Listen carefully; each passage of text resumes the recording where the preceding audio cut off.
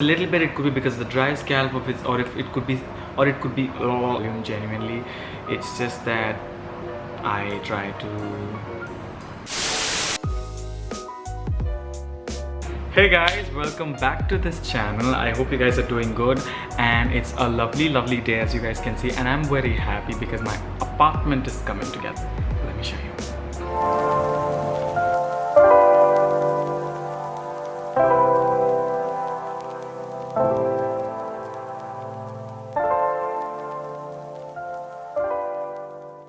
If you're following me on Instagram, you must be knowing that I did a Q&A on Instagram a few days back asked me anything about hair. So I have got like hundreds and thousands and millions of questions of you guys asking me so many things about hair, and I'm super happy that you guys are so curious and you guys have asked me these questions. Because a lot of the questions were similar and from the same family, I've combined them and I will be answering them for you.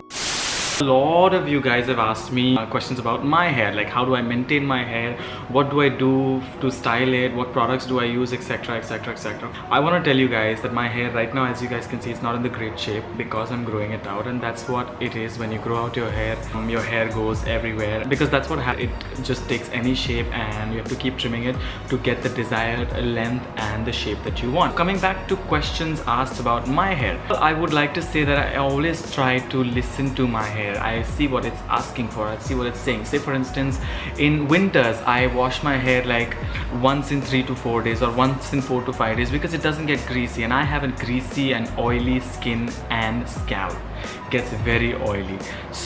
But in summers I wash my hair 2 to 3 times a week also because it gets very greasy, it gets very oily. So that's what I listen to, what it's asking for, I listen to what it's saying, and I use a gentle shampoo. I use usually a Color Protect shampoo or a color shampoo because color shampoos or Color Protect shampoos are usually designed to protect the color and not rip off the color. Their formula is much more gentle and nice. So I use a Color Protect shampoo so that I don't, make my scalp very dry, because over shampooing and using a harsher shampoo can make your scalp dry and flaky.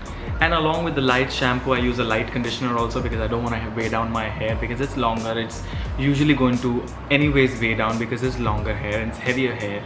Sometimes I use the L'Oreal Vitamino Color shampoo and conditioner because that's also a light formulation, and sometimes I use the TRESemmé Pro Protect Color shampoo, which is also sulfate free. That's also a nice one.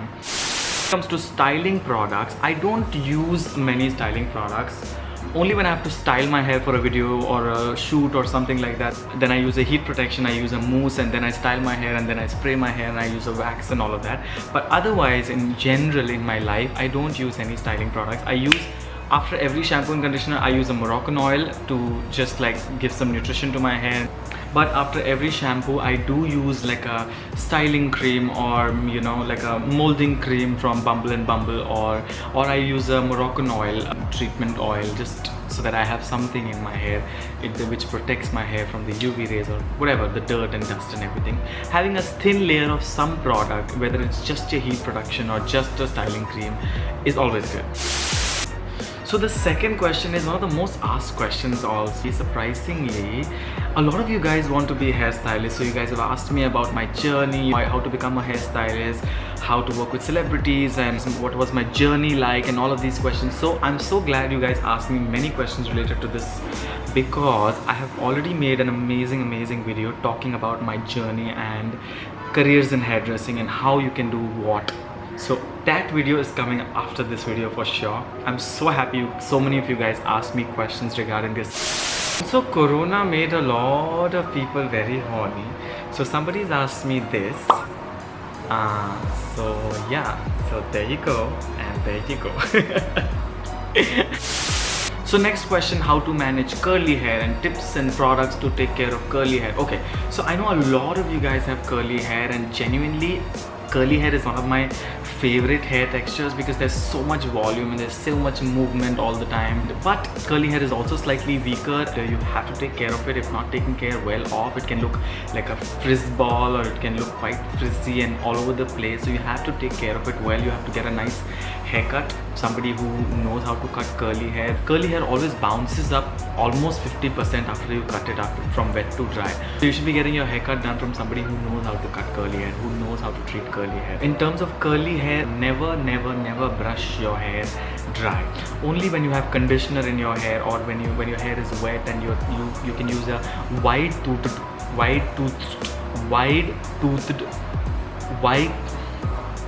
tooth comb to take a white tooth comb to take out all the tangles in your hair, and that's it. Try to let it dry naturally, or use a diffuse dryer. And when you use a diffuse dryer or any heat tools, then you have to use a heat protection. That's a must. And if you want to style it even more, then you can use the heat protection plus like a curl defining cream or a mousse or a curling mousse all over the hair when the hair is damp or wet, and then just scrunch it with a towel, take all the excess moisture, and then diffuse dry it, and you'll get beautiful nice curls.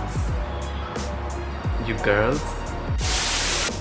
So another question which is asked a lot is about dandruff and how to deal with it. So dandruff is again a scalp condition which a lot of people go through, including me. If it's a little bit, it could be because of the dry scalp, or it could be seasonal also, because hair and scalp does behave differently in different seasons. I would genuinely advise you to change your hair care or change your shampoo and conditioner according to the season, according to the weather, because in winter you should have something else, in summer you should have something else, and in monsoons also you should have something else that suits your hair condition and scalp condition at that point of time.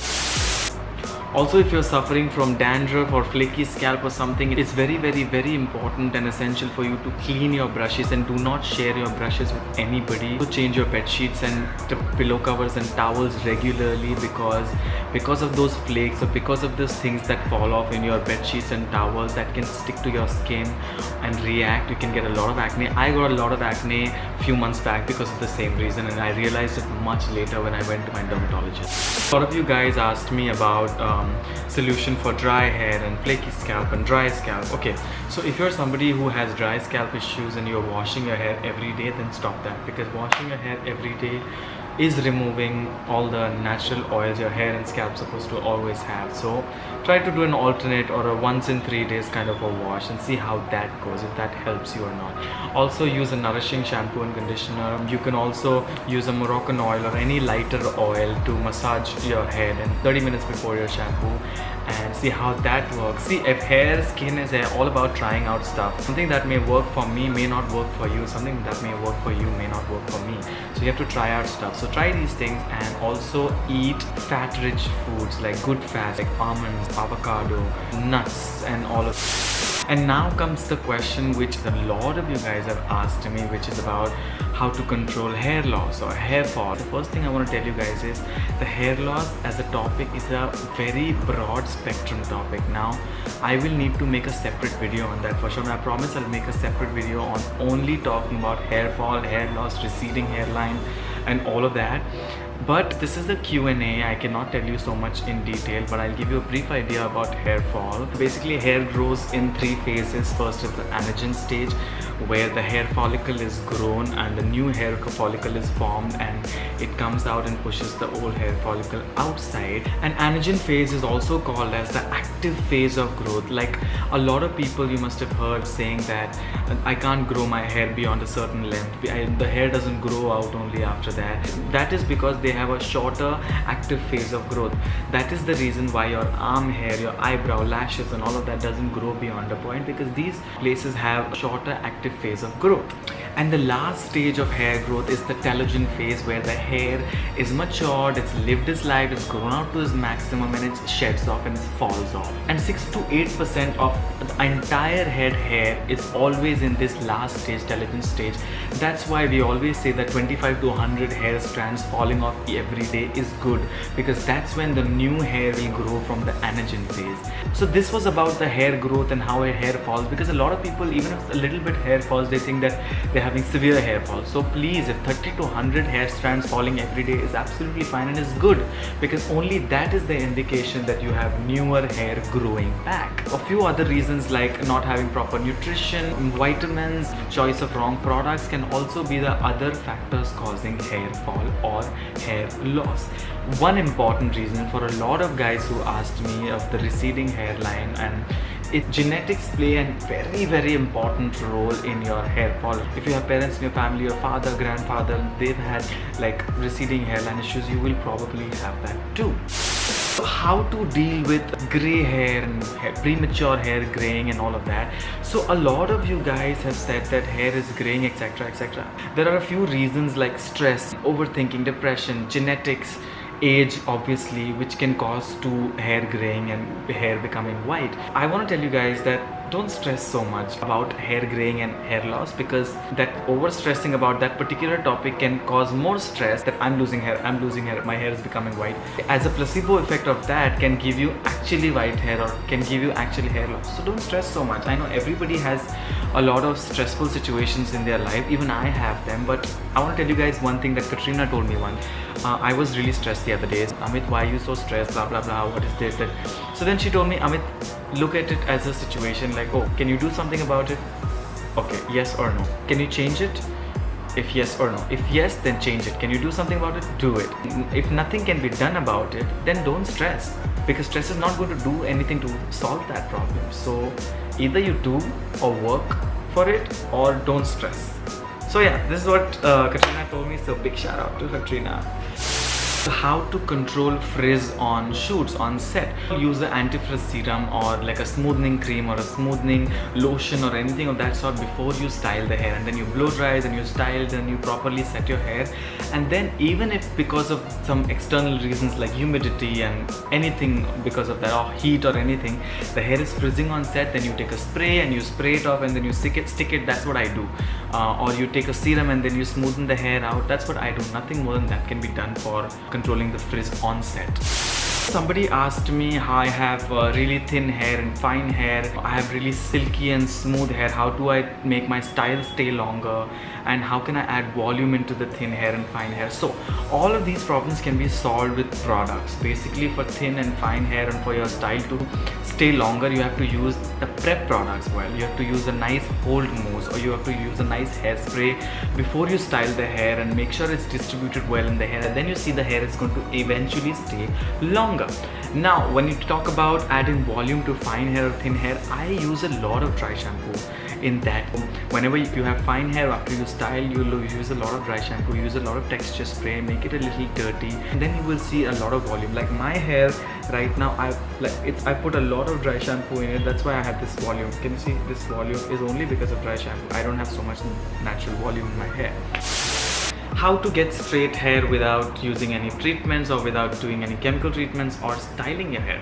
Okay, everybody has a different hair texture naturally, whether it's curly, wavy, slightly wavy, straight, almost straight, and all of that. To change the hair texture permanently or temporarily, you have to use chemicals or products and tools. I see a lot of people who've permanently straightened their hair using chemicals and they regret it because they said that we have to keep doing it, otherwise it doesn't look nice. So I would personally suggest that embrace your natural hair texture, even if it's slightly frizzy, even if it's not that good. Find out ways and products that you can use to make that natural hair look nice, because permanently changing your hair texture is not something I would generally advise.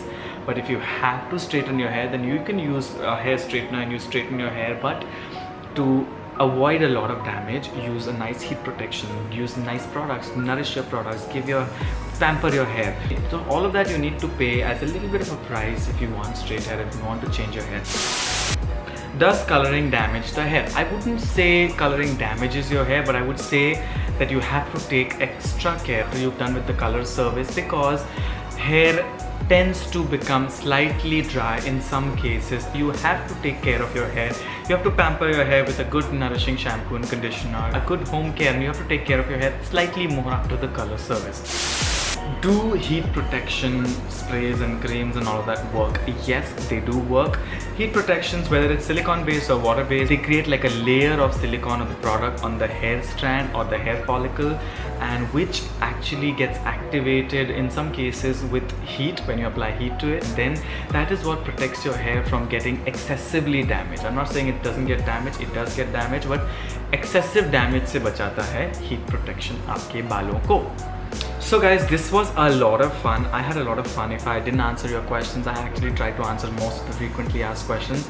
But अगर मैंने आपका question का जवाब नहीं दिया है, तो I'm sorry. I will try to answer it further in another Q&A, or on DM, or on Instagram. We can keep connecting with each other, or in comments, whatever. If you guys like this video, let me know in the comments below, and like and subscribe, obviously. Next video coming up is careers in hairdressing. Check that video out, the next one. Thank you so much for all the love that you guys give me.